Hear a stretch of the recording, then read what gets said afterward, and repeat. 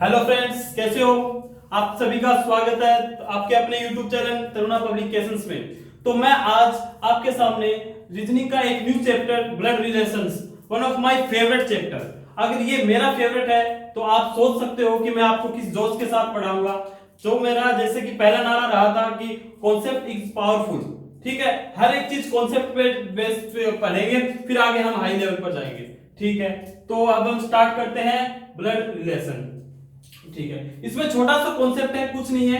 जरा सा आज छोटा सा एक कॉन्सेप्ट सीखने के बाद कल से हम फिर इसके ऊपर क्वेश्चंस लगाएंगे, सीधा क्वेश्चन चलते हैं इसके अंदर। तो थोड़ा सा एक कॉमन सेंस देखते हैं हम। जैसे कि अगर मैं स्वयं खुद की बात करता हूं, ठीक है, तो खुद की बात करता हूं तो मेरी जो है, अगर मेरी पीढ़ी है, अपन बात करते हैं कि पीढ़ी, पहली पीढ़ी, दूसरी पीढ़ी, आपने सुना भी होगा बहुत बार। तो एक पीढ़ी से दूसरी पीढ़ी मतलब मेरी पीढ़ी, मेरे माता पिता से मेरी दूसरी पीढ़ी, इस हिसाब से तो मैं स्वयं की बात करूं तो मेरे भाई बहन, जीजा, साला साली, कजन ब्रदर सिस्टर, ये सभी क्या है, हम एक ही जनरेशन में आते हैं। आप सभी को मालूम है, एक ही जनरेशन में आते हैं, मतलब हम एक ही पीढ़ी के अंदर है। फिर बात आती है हमसे ऊपर एक पीढ़ी की, जैसे हमारे माता पिता, चाचा चाची, मामा मामी। ठीक है, ये सभी क्या होता है, हमसे एक पीढ़ी ऊपर होते हैं। ठीक है, फिर एक मतलब इनसे भी ऊपर पीढ़ी होती है, जैसे तीसरी पीढ़ी अपन बोलते हैं, दादा दादी, नाना नानी। ठीक है, इस हिसाब से हमसे नीचे की जो पीढ़ी रहेगी, बेटा बेटी, भतीजा भतीजी, भांजा भांजी, मतलब हमसे जो नीचे की जो पीढ़ी रहेगी वो सभी इनमें आएंगे। ठीक है, फिर तीसरी पीढ़ी जैसे पोता पोती, नातिन नातन, ठीक है, ये तीसरी पीढ़ी के अंदर रहेगा। तो इसको अपन कॉन्सेप्ट में रखेंगे कैसे, क्वेश्चंस में रखेंगे कैसे, ये हम सीखेंगे आज। तो जैसे बात करता हूं मैं एक ही पीढ़ी के लोगों की बात। ठीक है, अगर बात करूं मैं कि भाई और बहन की, भाई और बहन, ठीक है, तो मैं आपको बता चुका हूं कि भाई और बहन एक ही पीढ़ी में है ना, तो एक ही पीढ़ी को दर्शाने के लिए अपन एरो का यूज लेंगे, इस हिसाब से सीधा एरो। ठीक है, एक ही पीढ़ी में दर्शाने के लिए हम इस हिसाब से एरो का यूज लेंगे। फिर एक पीढ़ी से ऊपर वाली पीढ़ी में अगर हमें जाना है, ठीक है, एक पीढ़ी से ऊपर वाली पीढ़ी में जाना है तो हम एरो का जो निशान है वो इस हिसाब से लेंगे। जैसे कि यहां पिता है, ठीक है, इससे निचली पीढ़ी बेटा बेटी। ठीक है, इस पीढ़ी में कुछ भी आ सकता है, जैसे मतलब एक पीढ़ी से दूसरी पीढ़ी में, ऊपर वाली पीढ़ी में जाने के लिए हम एरो को ऊपर की तरफ लेके जाएंगे। इसी प्रकार ऊपर वाली पीढ़ी से फिर नीचे आने के लिए हम एरो को नीचे वाली पीढ़ी, नीचे एरो को नीचे लाएंगे। ठीक है, फिर बात आती है कि तीसरी पीढ़ी में जाने के लिए इससे फिर नीचे आ जाएगा, जैसे पोता पोती।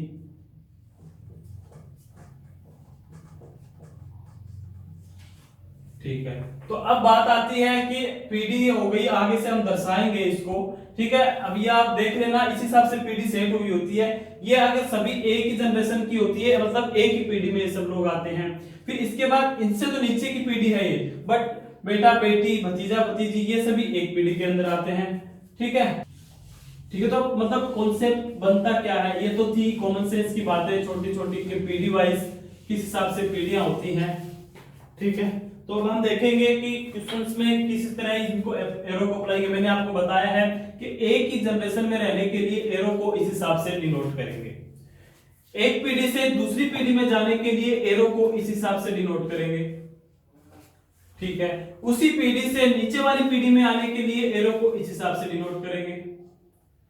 ठीक है, मतलब एक पीढ़ी से दूसरी पीढ़ी में जाने के लिए ऊपर नीचे, और उसी पीढ़ी में रहने के लिए एरो को सामने में आपको बात अच्छे से बता चुका हूं। ठीक है, अब बात आती है, डिनोट करना है हमको पुरुष और स्त्री को। ठीक है, जैसे कि अब मैं अपन ध्यान रखेंगे कि पुरुष को जब भी हम लिखेंगे, कभी भी क्वेश्चंस में पुरुष हमें लिखना होगा, पुरुष की जरूरत पड़ेगी, हम उसको बॉक्स में लिखेंगे। बॉक्स में अगर कोई लिखा हुआ है, ठीक है, तो पुरुष को डिनोट करेंगे हम एक बॉक्स से। इसी प्रकार स्त्री, जहां भी हमें स्त्री का यूज लेना होगा जैसे, तो हम उसको डिनोट करेंगे एक सर्किल से। अगर सर्किल्स में कुछ भी लिखा हुआ है सर्किल के अंदर, तो इसका मतलब वह स्त्री है। ठीक है, ये हमें ध्यान रखनी है छोटे छोटे। अब जैसे एक एग्जांपल बताता हूं मैं, जैसे ए है, ए बी का बेटा है, ए बी का बेटा है। जैसे इस एग्जांपल पर हम एरो को अप्लाई करते हैं तो कैसे करते हैं, देखो जैसे ए बी का बेटा है तो एरो की, ये एरो है, हम सबको पता है ये एरो का जो हेड है, हेड, और ये एरो की टेल, ठीक है, ये बेस। तो अब हमें करना क्या है, हेड पर हम वह चीज लिखेंगे जो है। अब इस क्वेश्चन में क्या है कि ए बी का बेटा है, मतलब है कौन यहां पे, किसके लिए बोल रहा है, ए के लिए। जो भी बात यहां पे हो रही है वो ए के लिए हो रही है कि ए जो है वो बी का बेटा है, मतलब जो है वो हम यहां लिखेंगे ए। ध्यान रखना, जो है वो हम हेड पर लिखेंगे, मतलब आगे कंफ्यूजन आएगा ये बहुत ज्यादा, इसलिए बता रहा हूं मैं, इस पे फोकस करना। ए जो है हेड पे लिख दिया, फिर जो है जिसका है वह हम लिखेंगे टेल पर। ठीक है, बेस, बेस पर हम क्या लिखते हैं, रिश्ता। रिश्ता क्या है, बेटा है ये। ठीक है, अब कहीं भी हमें अगर ऐसा मिले देखने को कि रिश्ता लिखा हुआ है बेटा ए बी, तो हमें सोचने की जरूरत नहीं होनी चाहिए, जो होता है वो यहां लिखा जाता है हेड पर, इसका मतलब बी जो है ए का बेटा है। ठीक है, यहां से आप समझ गए होंगे, एरो के ऊपर जो है वो लिखते हैं। अब देखो दूसरे एग्जांपल से पीढ़ी दर पीढ़ी कैसे जाते हैं एरो के अंदर। जैसे अब मैं बात करूं कि बी जो है, बी ए की मां है, ए की मां है। अब हम पीडी वाले एरो को और साथ के अंदर जहां क्या लिखना है उसको दोनों ऐड करके बताता हूं मैं। जैसे मां है, बी ए की मां है, तो देखो क्या करना है, बी है, मैंने आपको बताया जो है उसको हेड पर लिखते हैं, और मां है मतलब एक पीढ़ी से दूसरी पीढ़ी में अपन जा रहे हैं, तो वहां पर वह एरो का निशान जो होगा वह ऊपर। तो हम क्या करते हैं कि ए जो है, बी जो है ए की मां है। यहां आप समझ गए होंगे कि बी यहां एरो के हेड पर क्यों आया है, क्योंकि मैं आपको बता चुका हूं कि जो होता है वह हेड के ऊपर आता है, इसलिए बी जो है ए की मां है और यहां रिश्ता लिखा जाता है। बस ये एक छोटी छोटी बातें हैं, और सीधे इसके अंदर क्वेश्चंस होते हैं। क्वेश्चंस के आपको एरो अप्लाई करना है, पुरुष स्त्री के लिए हमें ये डिनोट करने हैं, मतलब सीधा पता लगे। प्लस माइनस भी करते हैं बहुत से लोग, वो भी कोई कर देते हैं, जैसे इसको प्लस लिख देते हैं इसको माइनस, तो उससे भी पुरुष और स्त्री डिनोट होते हैं, लेकिन आपको एक ही चीज लेके चलेंगे। तो देखो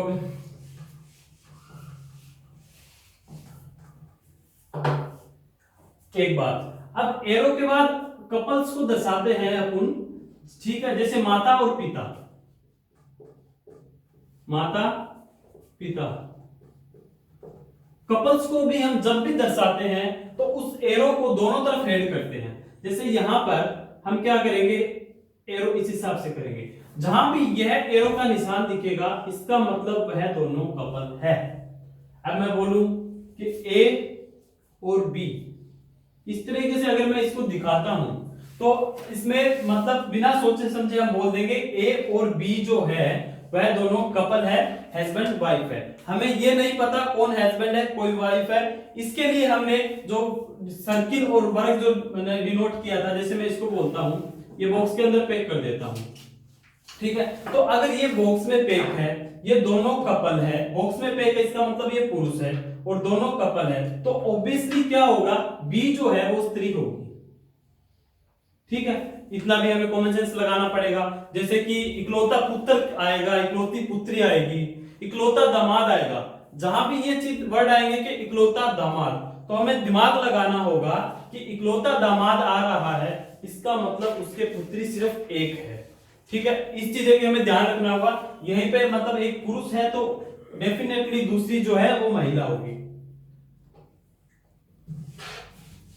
अब छोटे छोटे एग्जांपल देखते हैं अपन, जिससे थोड़ा समझ में आए। मैं बोलता हूं ए बी का भाई है,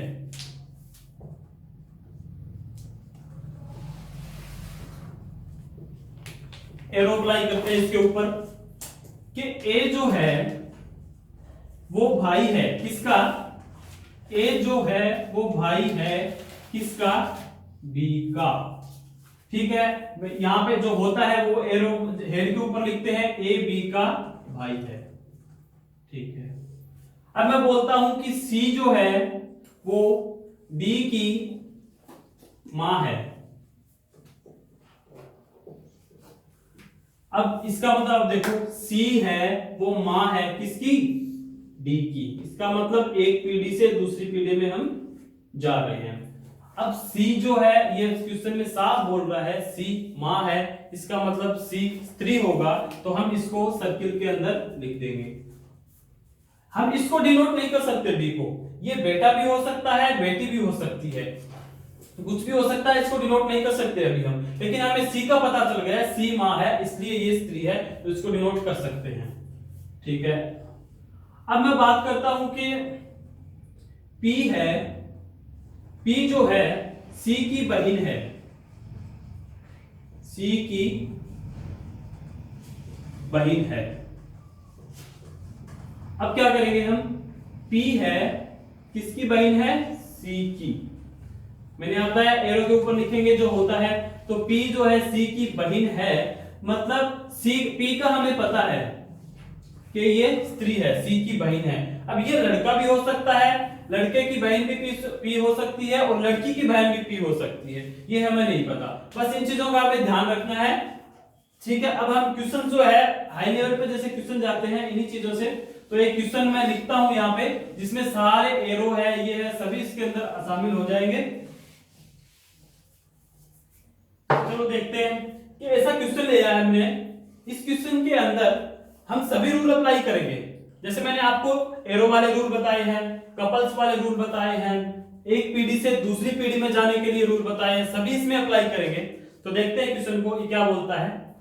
बी क्यू का पिता है, बी के केवल 2 बच्चे हैं, क्यू आर का भाई है, आर बेटी है पी की, ए पी की नवासी है, एस ए का पिता है, तो S का Q से क्या रिश्ता है।